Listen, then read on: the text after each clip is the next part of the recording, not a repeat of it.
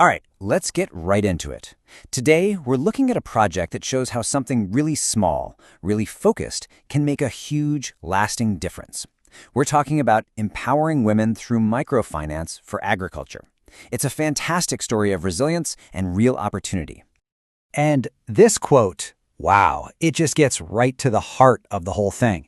This isn't just about a handout. It's about giving people a tool, a way to build their own path out of hardship. This one sentence really sets the scene for everything we're about to unpack. But, before we can really appreciate the solution, we've got to understand the problem. And it is a deep one. We're talking about a cycle that has trapped families for generations. We're focusing on a very specific group here, women from Dalit communities in rural Nepal. And it's so important to get this. The challenges they face aren't just random bits of bad luck. These are systemic barriers, literally baked into the social and economic fabric of their world. It all kicks off with this deep, long-standing social discrimination that pushes them to the margins right from the start. And of course, that flows directly into economic exclusion. They're shut out of jobs, kept away from markets, and denied access to financial systems that could be a lifeline. As if all that wasn't enough, many also live with the constant threat of gender-based violence, which adds this whole other layer of physical danger to their lives. So you see how it all stacks up? All of this comes together to block them from getting an education or learning new skills. And that's how the cycle just keeps going, trapping not just one woman, but her kids and their kids too. But what if you could plant a single seed of change right in the middle of all that? Just one small thing, designed to grow and disrupt that entire system from the inside out. Well, that's exactly what this project is all about. So what are we actually talking about here? Microfinance for agriculture. Now, this is not a handout, right? It's about providing very specific, small-scale support, things like resources and tools, directly to people for farming. The goal is incredibly simple, but so powerful. Help them generate their own income and build a life that can actually last. The organization making this happen is the Punya Foundation. They've been around since 2010, and their mission is all about justice through education and empowerment. And listen, they've got the track record to prove it, with over 58 women's empowerment projects already under their belt. They consistently focus on the most vulnerable groups, which tells you this project has some serious expertise and heart behind it. Okay, so we know who's behind this. What are they trying to do with this specific project? Let's look at the goals, because trust me, they go way beyond just planting a few seeds. Now, this is what I find so fascinating.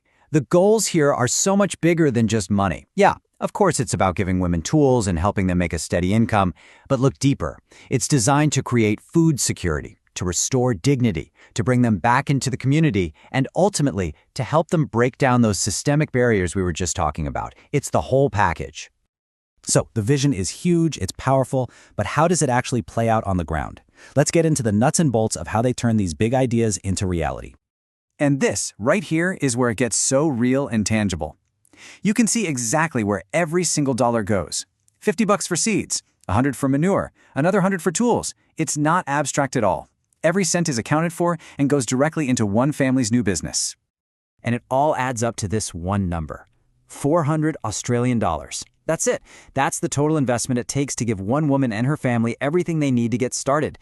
When you see it all broken down, it's kind of shocking how little it costs to kickstart such a massive change.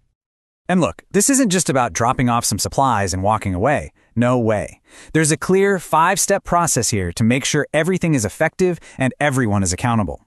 From carefully choosing who gets the support, to putting the project into action, to monitoring, evaluating, and reporting back, this whole structure builds trust and makes sure the investment makes the biggest impact possible. So here's the big question, right? What happens after that initial $400 investment? Well, this is where we see the real magic. This is the ripple effect that doesn't just change one life, it can change the future of an entire community. It all starts with one fundamental thing, financial independence. For maybe the first time ever, a woman is earning her own money, making her own decisions. And that income, that immediately leads to food security. Her family has enough to eat. That creates a foundation of stability that just wasn't there before. But it doesn't stop there. This is where it gets really profound. With that stability comes a huge shift in her social standing. She's a provider, a business owner. She earns respect. Her dignity is restored, and she becomes part of the community in a new way. So when you put it all together, financial independence, food security, dignity, what do you get? A sustainable livelihood. a real, lasting way for her and her family to support themselves. That cycle we talked about at the beginning, it's officially broken. Which kind of leaves us with this final thought, doesn't it? This project proves that sometimes the best solutions aren't these massive, complicated programs. Sometimes all it really takes is one carefully planted seed, one small, focused investment to grow an entire forest of opportunity.